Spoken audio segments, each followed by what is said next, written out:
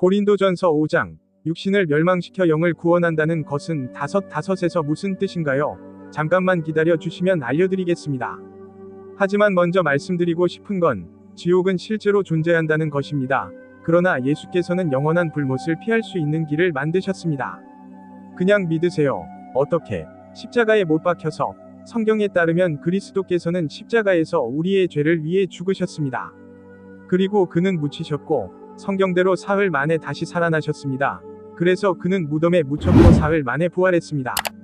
주 예수 그리스도를 믿으라. 그러면 구원을 받을 것이다. 그러니 우리는 우리 자신을 믿지 않을 겁니다.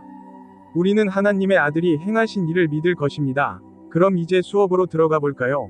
너희 가운데 음행이 있다는 소문이 널리 퍼졌는데 이방인들 사이에서는 언급조차 되지 않는 음행이라 누군가가 자기 아버지의 아내를 취한다는 소문이 있느니라. 레위기 18장 8절에서 하나님께서는 우리가 근친상간 관계를 가져서는 안 된다고 말씀하셨습니다. 아무도 그의 아버지의 아내인 그의 아버지의 벌거벗음을 봐서는 안 됩니다. 그러니까 이 음행한 놈이 저지른 이 죄는 이방인들 사이에서도 받아들여지지 않았으니 그가 그의 아버지의 아내를 취했을 가능성이 크고 아마도 그의 계모였을 것입니다. 그런데 너희는 교만해져서 그런 일을 행한 자를 너희 가운데서 쫓아내지 아니하고 오히려 애통해하는구나. 그러니 그들은 그를 위해 애도해야 합니다. 하지만 그들은 교만해져서 보라, 우리가 얼마나 훌륭한지 우리가 죄를 용납하고 있으니까 라고 생각했습니다. 하지만 그들이 그것을 용인했을 때는 그것은 묵인한 것이었습니다. 하지만 그들은 그것을 애도해야 합니다. 만약 그가 구원받지 못할 정도로 심각하고 부도덕한 죄를 지었다면 그런 행위를 한 사람은 여러분 중에서 제거되어야 할 것이고 그는 파문당하거나 회중에서 쫓겨나야 할 것입니다. 그러니까 그들은 그를 묵인하는 대신 경고하고 도와야 합니다. 저는 몸으로는 떨어져 있지만 영으로는 함께 있어서 그런 짓을 한 사람에 대하여 마치 제가 거기에 있는 것처럼 이미 판단하였습니다. 폴은 제가 이미 그의 행동이 잘못되었다고 판단했다는 걸 몰랐냐고 말했습니다. 저는 지금 거기에 없지만 육체적으로는 없지만 영으로는 거기에 있습니다. 그리고 우리 주 예수 그리스도의 이름으로 아버지의 아내를 범한 그 사람에 대하여 마치 제가 그 자리에 있는 것처럼 이미 결정하고 판단했습니다. 너희가 함께 모이고 내 영이 우리 주 예수 그리스도의 권능으로 함께 모일 때에 11, 17, 25절부터 29절에서 모세의 영이 70명에게 임했는데 그들도 모세와 함께 책임을 공유하고 있었습니다. 그러므로 바울은 여기서 주 예수 그리스도의 이름으로 말하고 있습니다. 여러분이 함께 모일 때, 여러분이 하나의 회중으로 모일 때, 그리고 내 영이 모일 때 말입니다. 그러니까 고린도 교회는 그리스도의 몸이 시작될 때의 초기 교회들 중 일부였던 셈이죠. 그들은 바울의 영을 받았습니다. 그들은 바울이 계시를 통해 받은 메시지를 받았고 그것이 기록되기 전에 나머지 무리와 공유했다는 것을 알고 있었습니다. 그리고 아시다시피 영적인 은사가 효력을 발휘하는 동안에는요.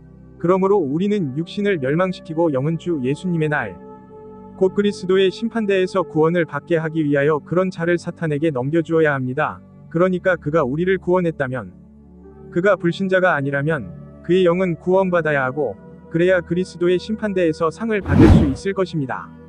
그래서 바울은 그런 사람을 사탄에게 넘겨주어야 한다고 결심했습니다. 그러므로 육신을 멸망시키기 위하여 그를 회중에서 내쫓는다는 것은 그가 육신 안에서 살고 있기 때문입니다.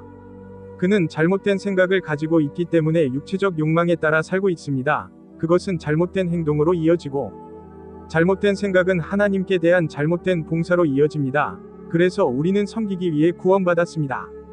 그러므로 여기서 우리는 바울이 자신의 영혼이 구원받을 수 있도록 말하고 있는 것이 아니라는 것을 알 수 있습니다. 그는 자신의 정신, 자신의 생각을 이렇게 말하고 있습니다. 그러면 그것이 무슨 뜻인지 살펴보겠습니다. 그래서 에베소서 4장 22절부터 24절까지는 그가 옛사람의 행실을 벗어 버렸다고 말씀합니다. 그러므로 우리가 잃어버린 바 되었을 때 행한 일들, 곧 사기적인 정욕에 따라 타락한 일들을 알고 계시지만 마음의 영으로 새롭게 되십시오. 그러므로 그 영이 우리의 마음 안에 계시고 그는 하나님을 따라 위로움과 참된 거룩함으로 창조된 새 사람을 입으셨습니다. 그러므로 새 사람은 우리 안에 있는 하나님 아들의 영입니다. 그리고 아시다시피 우리는 올바른 교리를 따를 때 그것을 입습니다. 따라서 음행은 결혼 밖에서 이루어지는 친밀한 신체적 관계이고 누룩은 그것이 죄와 같다는 것을 보는 방식이며 그 반대의 경우도 마찬가지입니다. 그것은 상징이에요. 그러므로 사탄은 이 세상의 신입니다. 그러니까 그가 집회에서 쫓겨난다면 세상에 나가게 될 거예요. 그러나 우리의 복음이 가리워졌다면 그것은 멸망하는 자들에게 가리워진 것입니다. 이 세상의 신이 믿지 아니하는 자들의 마음을 멀게 하여 그리스도의 영광스러운 복음의 빛이 비치지 못하게 하였음이니라. 하나님의 형상이신 믿음으로 말미암은 위롭다 하심이 그들에게 비추어야 합니다. 그러니까 그리스도는 하나님을 직접 대표하시는 분이에요. 육신으로 오신 하나님을 아시죠? 그래서 그분께서 갈보리에서 이루신 영광스러운 복음이 그들에게 빛나야 합니다. 바울이 말했고, 바울이 디모데전서 1장 20절에서도 말했듯이 그 가운데는 히메네오와 알렉산더가 있습니다. 제가 그들을 사탄에게 넘겨준 것은 그들로 하여금 신성모독을 하지 않도록 배우게 하려는 것입니다. 그래서 히메네오와 알렉산더는 아시다시피 바울이 말했듯이 다른 교리를 가르치지 않았습니다. 글쎄요, 그들은 다른 교리를 가르치고 있었어요. 그래서 예수께서는 그들을 회중에서 내쫓으셔서 사탄에게 넘겨주셔야 했습니다. 그렇게 함으로써 그들은 신성모독을 하지 않도록 배웠습니다. 왜냐하면 그들이 다른 교리를 가르칠 때 그들은 주님께서 지금 하시는 일을 신성모독하는 것이었기 때문입니다. 또 다른 예를 들어보겠습니다. 그러나 쾌락 속에 사는 여자는 살아있는 동안은 죽은 것이다. 디모데전서 5장 6절. 그래서 이 여자는 쾌락 속에 살고 있는 거예요. 그녀는 단지 육체적 관계를 갖는 것에만 관심이 있어요. 그래서 그녀는 살아있는 동안 죽은 셈입니다. 그녀는 그렇지 않아요. 그녀는 신에게 기능적으로 쓸모가 없습니다. 그녀는 그를 섬기지 않아요. 그러니까 중요한 것은 우리가 그리스도 안에서 누리고 있는 완전한 승리를 우리가 어떻게 살고 그분을 섬기는지에 관해 이해하는 것입니다. 이것은 로마서 8장에서 언급됩니다. 그러므로 이제 그리스도 예수 안에 있는 자들에게는 정죄함이 없나니 이는 그들이 육신을 따라 행하지 아니하고 영을 따라 행함이니라. 그러므로 율법은 육신에 따라 살지 않고 영에 따라 사는 사람을 정죄할 수 없습니다. 그리스도 예수 안에 있는 생명의 영의 법이 죄와 사망의 법으로부터 나를 자유롭게 하였음이니라. 죄와 사망의 법은 모세의 율법입니다. 이제 우리는 새로운 경영진을 만나게 되었는데 곧 자세히 살펴보겠습니다. 그러므로 우리는 그리스도 예수 안에 있는 생명의 영의 법칙에 따라 살아갑니다. 우리는 육신에 속박되어 길을 잃고 헤매던 시절에 겪었던 문제들을 극복하도록 돕기 위해 그분의 영과 생명을 우리 안에 가지고 있습니다. 율법은 육신으로 인해 약해져서 할 수 없었던 일을 해낼 수 있었습니다. 인간은 율법을 지킬 수 없습니다. 하나님께서는 죄 많은 육신의 모습으로 자신의 아들을 보내어 죄를 위해 육신의 죄를 정죄하셨습니다. 그러므로 그는 인간의 모습으로 오셨고 육신으로 죄를 정죄하셨습니다. 그분은 죄가 없으시므로 육신으로 죄를 정죄하시어 육신을 따라 행하지 아니하고 영을 따라 행하는 우리 안에서 율법의 위가 이루어지게 하셨습니다. 그래서 이제 그분의 영이 우리 안에 계심으로 우리가 걸을 때 우리는 율법을 성취할 수 있습니다. 우리가 육신에 따라 행하지 않고 영에 따라 행한다면 율법은 우리 안에서 성취될 수 있습니다. 우리가 예수 그리스도께서 그리스도의 몸 안에서 사도 바울에게 주신 교리를 믿는다면 그리고 육신에 속한 자들을 위해 그분의 영이 그것을 사용하시는 것입니다. 그러니까 8은 1에서 4까지였습니다. 이제 5번째입니다. 그리고 육신의 일을 염두에 두십시오. 그러나 영에 속한 자들은 영의 일을 합니다. 그러니까 육신을 좇는 사람들은 그저 순간의 쾌락만을 추구할 뿐이죠. 그리고 그들은 영을 쫓지 않기 때문에 신경 쓰지 않습니다. 그들은 영혼을 구원하는 것, 사람들을 교화하는 것, 성경을 읽는 것과 같은 하나님의 일에 관심이 없습니다. 육적인 생각을 갖기 위해서입니다. 죽어도 괜찮은가요? 그것은 육체적 죽음이 아닙니다. 그것은 영적으로 하나님께 쓸모가 없습니다. 하지만 영적인 생각을 갖는 것은 삶과 평화입니다. 그러면 우리는 영을 따라 행할 때 하나님을 섬길 수 있습니다. 육의 생각은 하나님과 원수가 되기 때문입니다. 육의 생각은 하나님의 법에 복종하지 않기 때문입니다. 실제로는 둘 다 불가능합니다. 그러므로 육신에 있는 자들은 하나님을 기쁘시게 할 수 없느니라. 그러므로 오직 자신만을 생각하고 하나님을 기쁘시게 하는 것에는 관심이 없는 사람은 하나님을 기쁘시게 할 수 없습니다. 그러나 너희는 육신 안에 있지 아니하고 영 안에 있느니라. 그렇다면 하나님의 영이 여러분 안에 거하시기를 바랍니다. 누구든지 그리스도의 영이 없으면 그는 그리스도의 사람이 아닙니다. 다시 말해서 이것은 승리입니다. 완전한 승리입니다. 우리는 하나님의 말씀에 복종할 때 온전한 승리를 거둘 수 있습니다. 그리스도께서 너희 안에 계시면 알겠습니다. 그는 방금 그리스도, 곧 하나님의 영, 곧 그리스도의 영이 우리 안에 계시다고 말씀하셨습니다. 우리가 믿었고 그리스도께서 여러분 안에 계시면 몸은 죽은 것입니다. 좋습니다. 죄의 몸, 우리의 옛 아담의 본성은 죽었고 우리의 육신은 죄 때문에 죽었습니다. 육신 안에 죄가 있기 때문입니다. 그러나 영은 의로움으로 인해 생명이 됩니다. 그러니까 영은 곧 생명이에요. 그래서 우리는 새로운 관리, 즉 우리 안에 있는 영의 관리하에 있습니다. 그러나 예수를 죽은 자 가운데서 살리신 이 영이 너희 안에 거하시면 그리스도를 죽은 자 가운데서 살리신 이가 너희 안에 거하시는 그의 영으로 말미암아 너희의 멸성체도 살리시리라. 그러므로 하나님 아버지와 하나님 성령과 예수 그리스도께서는 모두 그리스도를 죽음에서 살리셨습니다. 그래서 그들은 우리 안에 거하여 그분을 섬기게 하는 그분의 영으로 우리의 필멸의 몸을 살리실 것입니다. 그러므로 형제들아, 우리는 육신에 빚진 자들이나 육신에 따라 사는 자들이 아닙니다. 그러나 육신에 따라 살면 죽을 것입니다. 다시 말해서 육체적으로, 기능적으로 우리는 하나님께 죽었습니다. 그러나 영으로서 몸의 행실을 죽이면 살리라. 그러면 어떻게 해야 할까요? 그분의 영이 우리 안에 계시어 그분의 말씀을 이해하도록 도와주십니다. 그래서 그것은 우리 안에서 일하여 우리가 죄를 거부할 수 있게 합니다. 우리는 더 이상 죄 속에 있지 않지만 죄는 여전히 우리 안에 있습니다. 왜냐하면 우리는 여전히 죄의 본성을 지닌 이 필멸의 육신 속에 있기 때문입니다. 우리는 그것에 아니요 라고 말할 수 있습니다. 우리가 하나님의 말씀을 믿는 믿음으로 살아갈 때 우리는 죄를 덜 짓게 됩니다. 좋아요. 코린트에서 무슨 일이 일어나고 있는지 살펴보죠. 그래서 바울은 에베소에 있는 티라노 학당에 있었고 사람들을 가르치며 사역을 준비시켰습니다.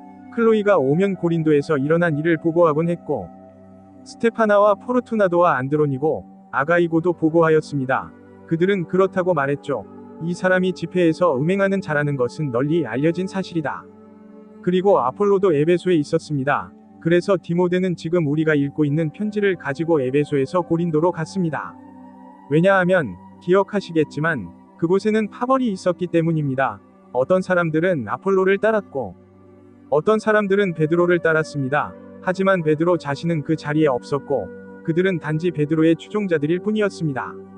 그리고 어떤 사람들은 바울을 따랐고 어떤 사람들은 그리스도의 지상 사역을 따랐습니다. 그러니 이 음행자는 이 모든 파벌의 정중앙에 있는데도 그 어느 누구도 이 문제를 다루지 않았습니다. 그러니까 그는 영적으로 죽은 사람과 관계를 맺고 있는 거예요. 그리고 바울, 이 사건은 이 편지 전체에 스며들어 있으며 고린도인들에게 보낸 다음 편지에도 계속됩니다. 거기서 그는 이렇게 말합니다. 그런 고로 제가 너희에게 쓴 것은 음행한 자의 불의를 위한 것이 아니요 그의 아버지가 불의를 당한 자의 불의를 위한 것도 아니요 오직 하나님 앞에서 우리의 너희를 향한 염려가 너희에게 나타나게 하려는 것이니라. 우리가 고린도에 모인 여러분 모두를 소중히 여겼기 때문입니다. 그러면 고린도에 있는 그리스도의 몸인 교회에 왜 소수의 신자들이 참석했을까요? 하나님께서는 베드로에게 작은 무리여 두려워하지 말라. 너희 아버지께서 너희에게 왕국을 주시는 것을 기뻐하시느니라 고 말씀하셨습니다. 누가복음 12장 32절 지상의 왕국. 그러면 왕국이 왜 이 땅에 존재합니까? 고린도에 모인 사람들은 글쎄요. 그 이유는 그 작은 무리가 하늘과 땅으로 이루어진 왕국에 관해 하나님께서 말씀하시고 행하시는 바를 알고 싶어 했고 하나님께서 더 많은 사람을 그리스도의 몸으로 구원하시도록 돕고 싶어 했기 때문입니다. 그들 중 일부는 그렇게 하고 신비에 대해 더 많이 알고 싶어 했습니다. 왜냐하면 그들은 표적의 은사가 하나님께서 이제 바울을 통해 일하고 계시다는 것을 보여주었고 예루살렘 회의나 대회에서 바울의 사역이 이제 그 사역이 되어야 한다고 결정했기 때문입니다. 바나바, 실라, 누가, 요한, 마가, 안드로니고스, 유니아와 같은 작은 무리의 성원들이 바울을 도왔습니다.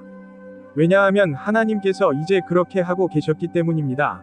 그러면 지금 하나님께서는 무엇을 하고 계시는가? 하나님은 국가가 아니라 그리스도의 몸을 세우십니다. 국가는 정지 상태에 놓였습니다. 알다시피. 연기됐죠. 이에 대해서는 잠시 후에 살펴보겠습니다. 그래서 바울은 하나님 나라 전체에 대한 계시의 정점을 받았습니다. 그래서 그는 작은 무리가 얻을 수 있는 정보를 가지고 있는 셈입니다. 그래서 우리는 바울이 교리를 통해 변화된 사람의 좋은 예라는 것을 알게 될 것입니다. 그래서 과거의 사도행전 8장에 보면 사울이 그의 죽음을 허락했다고 나와 있습니다. 스티븐에서. 그 당시에는 교회에 대한 큰 박해가 있었습니다. 그것이 지상의 왕국입니다. 교회, 예루살렘에 있었던 메시아 유대교. 그리고 사도들 외에는 그들은 모두 유대와 사마리아 지방 전역에 흩어졌습니다. 그래서 12사도는 예루살렘에 머물면서 그리스도의 재림을 기다렸습니다. 그렇다면 사도행전 9장에서 바울은 다메섹으로 가는 길에 있던 사탄이었던 것입니다. 그리고 나중에 그는 아그리파 왕에게 이렇게 설명합니다. 당신께서는 하나님께서 죽은 사람을 살리신다는 것을 왜 믿을 수 없는 일로 여기십니까?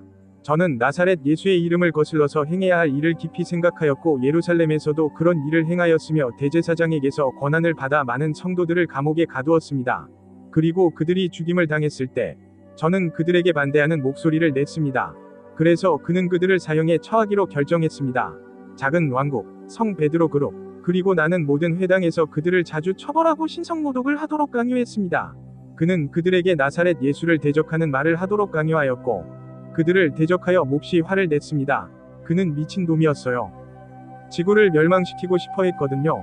저는 그들을 낯선 도시까지 박해하였습니다. 그래서 그는 그들을 다마스쿠스까지 박해했습니다. 그리고 그곳은 바로 영광스럽게 되시고 부활하시고 승천하신 주 예수 그리스도에 의해 그가 회심한 곳입니다. 그러면 어떻게 누군가가 왕국에 이런 일을 저지른 것에 대한 죄책감과 수치심을 안고 살 수 있겠습니까? 성인. 그런데 바울은 말했습니다. 형제 여러분, 저는 아직 제가 붙잡았다고 여기지 않고 오직 한 가지 일만 합니다. 곧 뒤에 있는 것은 잊어버리고 앞에 있는 것을 잡으려고 힘쓰며 그리스도 예수 안에서 하나님의 위로 부르신 상을 위하여 달려가는 것입니다. 빌립보서 3장 13절과 14절. 그래서 그는 자신이 어찌할 수 없는 뒤에 있는 일들을 잊고 하늘에서 책임 있는 직분을 맡아 최선을 다해 하나님을 섬기려고 힘쓰고 있습니다. 그러니 뒤에 있는 것들을 잊어버리고 우리도 똑같이 해야 합니다. 우리는 구원받기 전에 행했던 일들에 대해 생각해서는 안 됩니다. 왜냐하면 우리는 지금 앞으로 나아가고 있기 때문입니다. 좋아요. 너의 자랑은 옳지 않다. 회중 속의 사람들은 자랑스러워했습니다. 적은 누룩이 온 덩어리를 부풀게 한다는 것을 너희가 알지 못하느냐. 그러니까 약간의 누룩이 빵 전체를 부풀릴 수 있는 거죠. 그러므로 너희는 누룩 없는 자로서 새 덩어리가 되기 위하여 묵은 누룩을 제거하라. 그러니까 그 죄인을 없애버려야죠. 우리의 유월절 양곡 그리스도께서도 우리를 위하여 희생되셨느니라. 그러므로 그리스도께서는 영적으로 그리스도의 몸을 위한 유월절이시기도 합니다. 바울은 방금 빵의 비유를 시작했는데 그는 고린도서에서 잠시 그 비유를 계속 이야기할 것입니다. 그러므로 우리는 묵은 누룩이나 아비와 불의의 누룩으로 절기를 지키지 말고 오직 성실과 진리의 무교병으로 절기를 지키자. 그러므로 영적으로 우리는 묵은 누룩을 제거하여 그들이 새로운 덩어리가 될 수 있도록 해야 합니다. 그러니까 아시다시피 그들은 집안을 청소할 거고 악이나 사악함으로 가득 차 있지는 않을 거예요. 그들은 증오심 때문에 범죄자를 추방하는 게 아니라 그를 돌보기 위해 그렇게 하는 거예요. 그가 자신이 제대로 행동하지 않는다는 걸 인식하는 게 그에게 가장 좋은 일이기 때문이죠. 그리고 교회를 위해서도 가장 좋은 점은 그것이 더 이상 퍼지지 않는다는 것입니다. 하지만 범죄자를 없애는 목적은 그가 자신의 생활 방식이 쓸모없는 것이라는 것을 깨닫고 주님을 섬기고 집회에서 그리스도에 관해 배울 수 있는 곳으로 돌아올 수 있도록 하는 것입니다. 그러므로 우리는 진실과 성실의 무교병이 될 것입니다. 우리는 그렇게 행동할 거예요. 왜냐하면요. 로마서 6장부터 8장까지에서 우리는 그리스도께서 죽으셨을 때 우리의 옛사람 아담의 본성도 그와 함께 십자가에 못 박혔다는 것을 알 수 있습니다. 그분이 장사되실 때 그 옛사람도 그분과 함께 장사되었습니다. 그리고 그가 부활했을 때 우리도 그와 함께 부활했습니다. 그러니 이제 우리는 하나님을 섬길 수 있게 됐습니다. 그러므로 하나님께서 이루신 이러한 동일시를 통해 우리는 지금 하나님을 섬길 수 있습니다. 그리고 만약 어떤 남자라면 아니요. 음행하는 자들과 어울리지 말라고 서신으로 쓴 것이 미안합니다. 그래서 우리가 알아볼 서신은 데살로니가후서 3장 14절입니다. 그러나 이 세상에 음행하는 자들과 탐욕하는 자들과 강탈하는 자들과 우상 숭배자들과는 전혀 어울리지 말라. 그러면 너희는 세상 밖으로 나가야 하느니라. 그래서 바울은 이제 이 서신에서 그가 의미한 바를 설명하고 있습니다. 그는 신자들에게 말하고 있었습니다. 바울은 언제나 그리스도의 몸인 교회 안에 있는 신자들에게 편지를 썼습니다. 그러나 이제 내가 너희에게 쓴 것은 그들과 어울리지 말라고 한 것이다. 만일 어떤 형제라 불리는 사람이 음행하는 자라면 그래서 그는 자신을 형제라고 부르죠. 하지만 우리는 모릅니다. 오직 신만이 그의 마음을 아신다. 그러므로 그가 음행하는 자라면 그와 어울리지 말고 다른 사람이 가진 것을 탐내지 마십시오. 좋아요. 그럼 제가 말씀드리고 싶은 건 친밀한 관계는 남자와 여자 사이가 아니라 남편과 아내 사이에서 이루어져야 한다는 겁니다. 그러니까 남편과 그의 아내는 아시다시피 그 밖에도 음행이나 탐욕이 있고, 아시다시피 그는 아버지의 아내나 우상 숭배자를 원했습니다. 그는 하나님께서 원하시는 것보다 육체적인 친밀한 관계를 더 중요하게 여겼습니다. 아니면 트레일러는 욕설을 퍼붓는 사람입니다.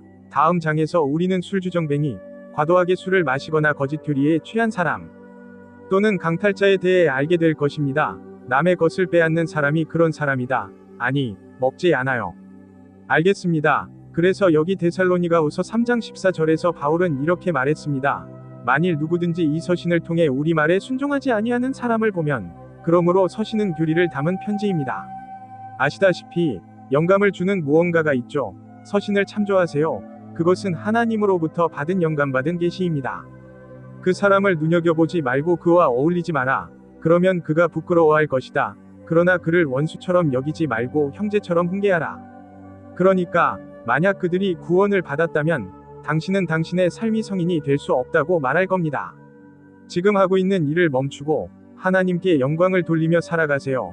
그러니까 사도행전 9장에서 그리스도께서 타르수스 사람 사울, 즉 바울에게 나타나셨을 때 예언이 중단되었습니다. 그리고 하나님께서는 은혜의 분배를 시작하셨고, 그 안에서 그는 그리스도의 몸을 형성하고 계십니다. 그리고 은혜의 경륜은 휴거 때 끝날 것입니다. 그때 그리스도께서 다시 나타나셔서 우리를 휴거하시고 그리스도의 심판대 앞으로 데려가실 것입니다. 그러니까 우리는 예수 그리스도께서 나타나시는 두 가지 사건 사이에 살고 있는 거예요. 그리고 얼마간의 시간이 흐른 뒤 적그리스도가 믿지 않는 유대인들과 7년 언약을 맺을 것입니다. 그리고 그 7년 후에 예수 그리스도께서 재림하셔서 지상에 그의 첫 번째 천년 왕국을 세우셨습니다. 그러므로 예언은 창세기부터 사도행전 9장까지이고 로마서부터 빌레몬서까지는 신비입니다. 나머지 부분은 전환 단계입니다. 로마서 빌레몬서는 바울이 쓴 열쇠 통의 편지입니다. 이것이 우리의 모든 지시이고 우리는 천국에서 살 것입니다. 양쪽에서 구원받은 나머지 사람들은 땅에서 살게 될 것입니다. 히브리서에서 계시록은 왕국과 성도들, 메시아 왕국, 성도들이 환난을 극복하고 왕국에 들어가는 데 도움이 될 것이라고 했습니다. 그래서 은혜의 분배가 접붙여졌습니다. 좋아요. 이제 마지막 구절입니다. 좋아요. 하지만 무엇보다도 죄를 극복하는 열쇠는 하나님의 은혜가 우리에게 살아가는 법을 가르쳐 주도록 하는 것입니다. 구원을 가져다주는 하나님의 은혜가 모든 사람에게 나타났기 때문입니다. 그리스도께서 바울에게 나타나셨을 때 모든 사람에게도 이와 같이 나타났는데, 그분은 우리에게 경건치 아니함과 세상적 정욕을 부인하고 이 세상에서 절제하고 위롭고 경건하게 살아야 한다고 가르치셨습니다. 우리는 경건치 아니함과 세상적 정욕을 부인하고 이 세상에서 절제하고 명석하고 위롭고 경건하게 살면서 복되신 소망과 우리의 크신 하나님이시며 우리 구주이신 예수 그리스도의 영광스러운 나타나심을 기다릴 것입니다. 우리는 휴거가 일어나기를 바라고 있으며 가능하다면 우리가 살아있는 동안 휴거가 일어나서 죽음을 겪지 않기를 바랍니다. 그는 우리를 모든 불의에서 구속하시고 선한 일에 열심인 자기의 백성으로 정결하게 하시려고 자신을 우리를 위해 주셨습니다. 그래서 그는 우리를 위해 자신을 주셨습니다. 그는 그 음행자를 위해 자신을 바쳤습니다. 그리고 그 음행하는 자는 자신을 하나님의 아들 예수 그리스도로 우리를 위해 내어주신 하나님을 모독하는 삶을 살고 있습니다. 그는 자신을 특별한 백성으로 정결케 하여 선행에 열심인 백성, 대사가 되어 구원을 얻어 그분을 섬기고자 하는 백성으로 만들고자 합니다. 좋아요. 우리는 다른 사람들이 구원을 받고 진리의 지식에 이르도록 돕고 싶습니다. 그러니까 베드로의 무리, 작은 무리, 지상의 왕국이죠. 성인들, 이것은 하나님께서 이 땅의 왕국 성도들에게 말씀하신 것입니다. 그러므로 이제 너희가 참으로 내 말을 듣고 내 언약을 지키면 너희는 모든 백성 가운데서 나에게 특별한 보물이 될 것이다. 온 땅이 다 내 것이요 너희는 나에게 제사장 나라가 되리라. 그리하여 그들은 왕국을 이루게 되었고 이스라엘 자손은 제사장들의 왕국과 거룩한 민족이 될 것이었습니다. 이는 네가 이스라엘 자손에게 전할 말씀이다. 출애굽기 19장 5절과 6절. 그러므로 그들 역시 독특한 민족이 될 것이었습니다. 하나님께서는 두 종류의 특별한 사람들을 두셨습니다. 한 무리는 땅에 살고 다른 한 무리는 하늘에 살고 있습니다. 베드로가 말한 것은 이러합니다. 그러나 너희는 택하신 족속이요 왕 같은 제사장들이요 거룩한 나라요 그의 소유된 백성이니 이는 너희를 어둠에서 불러내어 그의 기이한 빛으로 인도하신 이 덕을 선전하게 하려 하심이라. 베드로전서 2장 9절. 그러므로 그들은 왕적인 제사장들이 되고 거룩한 나라가 되어야 합니다. 이스라엘은 거룩한 나라가 되어야 합니다. 이제 시작해 볼까요? 하지만 무슨 일이 일어났는지 아십니까? 그들은 황금 송아지를 만들었기 때문에 그렇게 할 수 없었습니다. 그러니 그들에게는 새로운 언약이 필요할 겁니다. 그럼 마지막 몇 구절을 써보겠습니다. 밖에 있는 사람들을 판단하기 위해 제가 무엇을 해야 하겠는가? 바울은 몸 밖에 있는 그리스도 밖에 있는 사람들을 심판하지 않겠다고 말하고 있습니다. 믿는 이들, 이방인 믿는 이들, 그리스도의 몸 안에 있는 사람들을 판단하지 마십시오. 그러나 그리스도 밖에 있는 사람들, 즉 그리스도가 없는 사람들을 판단하는 것은 하나님의 뜻입니다. 그래서 그는 하나님께 가서 큰 백보좌 심판대에서 모든 잃어버린 사람들과 모든 잃어버린 천사들을 심판하실 것입니다. 그러므로 너희 가운데서 그 악한 사람을 쫓아내라. 그래서 바울은 그를 악한 사람이라고 부르고 그를 직접 내쫓으라고 말합니다. 요한복음 5장 22절에 이렇게 말씀하셨습니다. 아버지는 아무도 심판하지 아니하시고 심판을 다 아들에게 맡기셨느니라. 또한 폴은 26으로 말했습니다. 로마서 2장 16절 곧 내가 전한 복음에 따라 하나님이 예수 그리스도를 통하여 사람들의 은밀한 것을 심판하실 그날에 그러므로 그는 그리스도의 심판대와 큰 백보좌 앞에 선 자들의 동기를 모두 심판할 것입니다. 바울은 그의 서신에서 교회에서 추방되어서는 안 될 여러 종류의 신자들이 있다고 말합니다. 바울에게 그리스도께서 주신 복음 외에 다른 복음을 전하는 사람이 있었느니라. 갈라디아서 1장 6절부터 9장 2절까지입니다. 하나님의 말씀을 잘못 나누어 잘못된 교리를 영속시키는 사람들입니다. 로마서 16장 17절과 18절에 나와 있습니다. 디모데전서 그리고 디모데후서 2장 18절과 3절입니다. 분열을 일으키는 자들은 바울의 교리를 믿지 않는 자들입니다.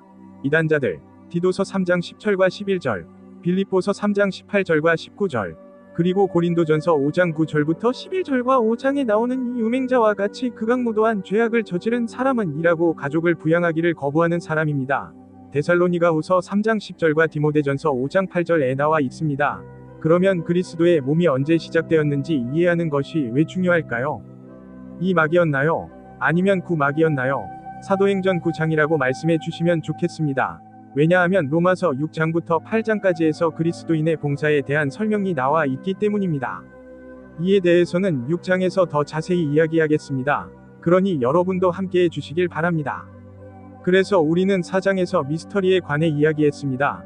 그들은 바울에게 그리스도에 대한 말씀을 전했습니다. 이 책들은 고린도전서 4장 마지막 부분에 있는 주석서이고 고린도전서 연구 안내서의 부록에도 올바르게 나누어져 있습니다. 또 다른 흥미로운 책은 마리앤 맨니가 쓴 사도행전에 대한 주석입니다. 일부는 1장부터 9장까지입니다. 제가 추천하는 다른 책으로는 게일 리플링거가 쓴 킹 제임스 성경 사전이 있습니다. C.R. 스탠리, 다른 것들 이 책들은 모두 아마존에서 판매되고 있으며 무료로 읽을 수 있습니다. 킨들 언리미티드 앱이 있으면 아마존에서 킨들 언리미티드 앱을 다운로드할 수 있습니다. 저희 책을 구독하세요. 신이 비밀부터 시작해서 성경에 나와 있는 순서대로 바울의 서신을 연구해 보세요. 전 세계 어디에서나 원격으로 이 책들을 볼 수 있고 찾은 내용은 무엇이든 복사해서 붙여넣는 것을 허락합니다. 저는 사도행전 9장을 집필하고 제임스 왕 성경에 대한 주석을 쓰는 사람입니다. 그리고 좋아요를 눌러주시고 공유하고 구독해주세요. 저희 웹사이트는 marianmanny.com입니다. 저희 유튜브 채널은 살베이션 나이틀리 디비딩 앤드 더 랩처 있습니다. 시청해주셔서 감사합니다. 신이 축복이 있기를 바랍니다.